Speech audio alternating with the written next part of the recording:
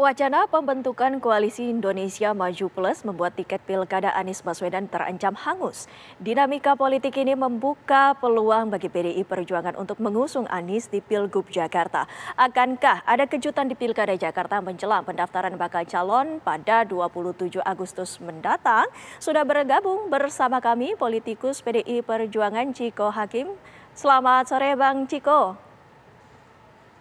Sore Windy, apa kabar? Baik, Bang Chiko, ini kami ingin mengkonfirmasi benarkah PDIP tertarik untuk mengusung Anies Baswedan di Jakarta, Bang Chiko? Jadi begini, terkait dengan Pilkada Jakarta, sejak awal memang nama Anies Baswedan ini masuk dalam radar kader di PDI Perjuangan, khususnya dari DPD PDI Perjuangan DKI Jakarta ya. Begitu ada beberapa nama yang diusulkan oleh DPD ketika itu, ada juga nama Pak Anies di situ. Jadi sebenarnya sudah cukup lama kami juga tetap menganggap Pak Anies adalah calon yang potensial untuk didukung. Namun sampai hari ini fokus kami adalah masih untuk mengerucutkan nama dari internal kami untuk kami usung.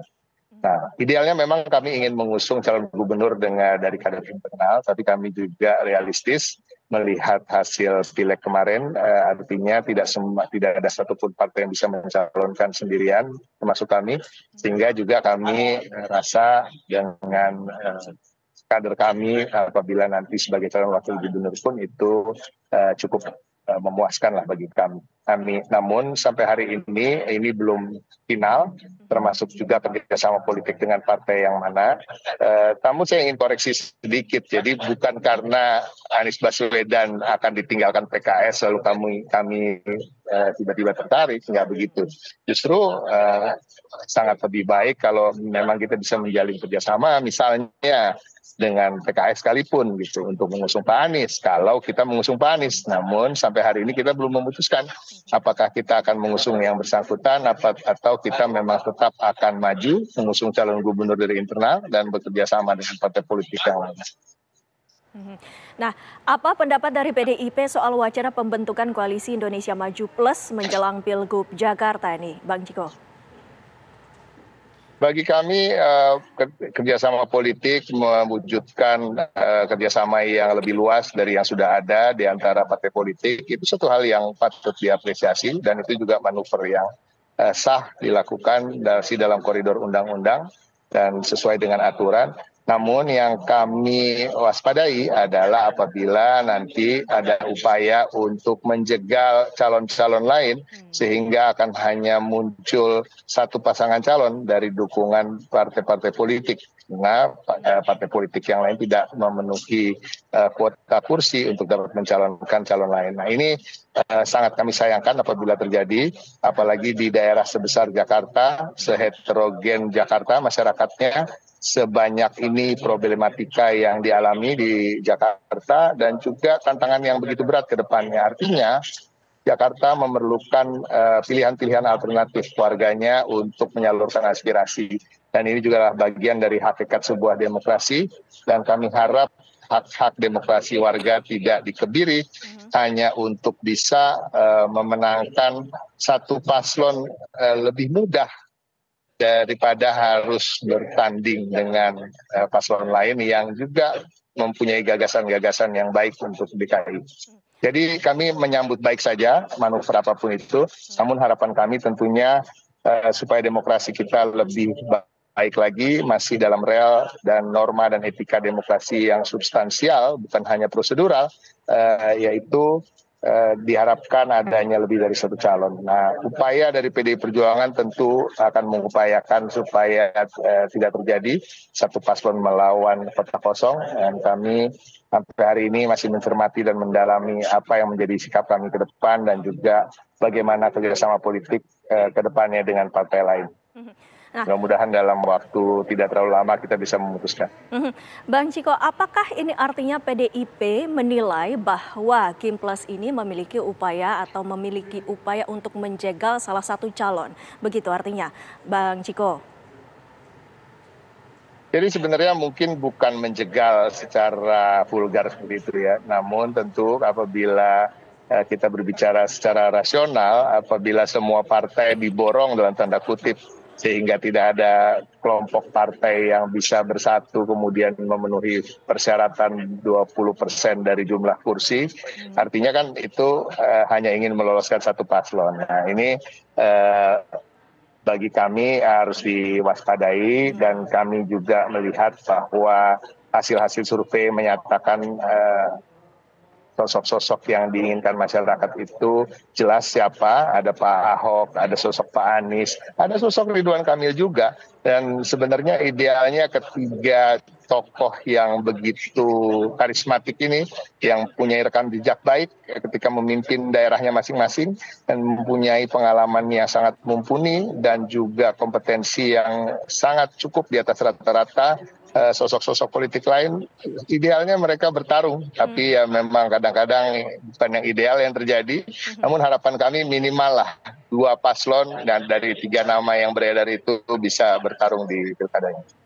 Bang, partai mana yang berpotensi menjadi teman koalisi PDI Perjuangan di Jakarta, Bang Ciko?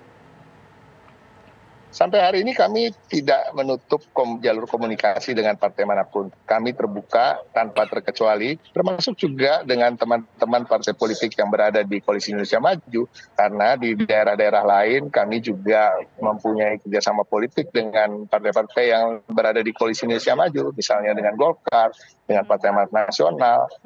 Kami juga ada kerjasama politik dengan partai-partai seperti PKB, seperti Partai Keadilan Sejahtera di daerah-daerah lain. Jadi ini bukan hal yang tertutup atau eksklusif, namun kami tetap mencoba utamanya untuk bisa mengusung kader yang saya katakan tadi, dan tentu ini terkait dengan siapa yang akan menerima kader kami sebagai pasangan dari tokoh yang sudah mungkin dicalonkan atau berminat dicalonkan oleh partai lain tersebut. Jadi sampai hari ini saya nggak bisa menyebut hanya 1-2 partai, karena semua khususnya senior-senior saya di parlemen tentunya setiap harinya bertemu dengan anggota-anggota parlemen dari semua partai tersebut.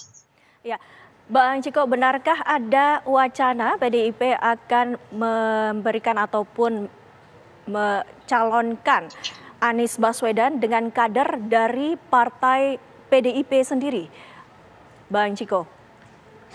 Jadi gini, wacana itu masih terbuka. Jadi kemungkinan itu sangat terbuka dan tidak mustahil itu terjadi. Namun kami tidak bisa mengatakan bahwa itulah yang akan terjadi, karena kita masih terus mencermati apakah nanti ketika kita berbicara dengan Pak Anies misalnya, apakah partai-partai yang kemarin sudah memiliki komitmen mendukung yang bersangkutan tetap akan berada dalam barisan mendukung beliau. Karena kalau enggak kan sama juga bohong, karena PDI Perjuangan nggak bisa hanya sendirian juga mengusung yang bersangkutan. Harus ada kerjasama politik. Jadi kita juga mencermati kemungkinan-kemungkinan lain yang tadi saya katakan. Apakah kita yang menjadi cagup lalu bekerja sama dengan partai politik lain, mencari cawagup dari partai politik lain. Jadi pembicaraan itu masih terus kami jalin, dan di internal masih juga belum putus siapa nama kader yang akan kami usung. Karena ada nama Pak Ahok, kalau bicara soal cagup ya, ada nama Pak Jarod yang bisa juga sebagai cagup maupun cawagup, ada nama juga seperti Mas Pras, ada nama Charles Honoris, ada nama Bu Risma misalnya, walaupun Bu Risma sepertinya juga akan ke Jawa Timur, Pak Andika Perkasa yang tadinya juga digadang-gadang Jakarta, tapi kembali mungkin diinginkan di Jawa Tengah. Jadi intinya di internal sendiri kami sedang direpotkan dalam tanda kutip untuk memilih kader kami. Dan bagi kami 28 Agustus itu masih cukup lama, dan harus diingat ya, kalaupun nanti ada upaya dan bahwa ada satu koalisi partai yang bisa mengumpulkan banyak partai sehingga ada potensi melawan kota kosong, KPU biasanya akan mengeluarkan aturan memperpanjang masa tenggat waktu untuk menunggu kemungkinan akan ada pasangan calon lain yang bisa mendaftar. Nah ini masyarakat perlu tahu, jadi masih ada sekitar 20 hari lebih kira-kira untuk kami menentukan siapa yang akan kami usung. Lantas kalau misalkan masih 20 hari lebih, tapi apakah ini dari PDIP sendiri menilai nama Rano Karno sendiri seperti apa, Bang Ciko? tadi hampir lupa saya sebut. Tapi nama Rano Karno itu juga salah satu tentu yang menjadi prioritas ya. Karena Bang Rano sendiri adalah dalam tanda kutip anak Jakarta. Artinya beliau besar di Jakarta, ya kan? Dan juga dikenal oleh masyarakat Indonesia, bukan hanya Jakarta, sebagai Bang Dul di salah satu karya seninya beliau, film televisi maupun film. Dan Bang Rano juga mempunyai pengalaman yang sangat komprehensif sebagai anggota DPR, sebagai pimpinan daerah, dan juga aktivis dan juga seniman. Artinya sosok yang cukup lengkap. Dan saya rasa bila nama itu disebut-sebut di survei akan mendapatkan sambutan yang positif. Namun sayangnya beberapa survei nama Bang Rano tidak pernah menjadi alternatif yang untuk ditanyakan kepada warga. Namun kalau saya rasa kalau bila ditanyakan pada warga, tentu Bang Rano bahkan mungkin berada di posisi 3 besar. Baik, terima kasih Bang Ciko Hakim waktunya bersama kami di Kabar Pemilu Kada. Selamat sore Bang. Sore, thank you Wendy. Dan pemirsa, sejumlah informasi lainnya masih akan kami hadirkan sesaat lagi.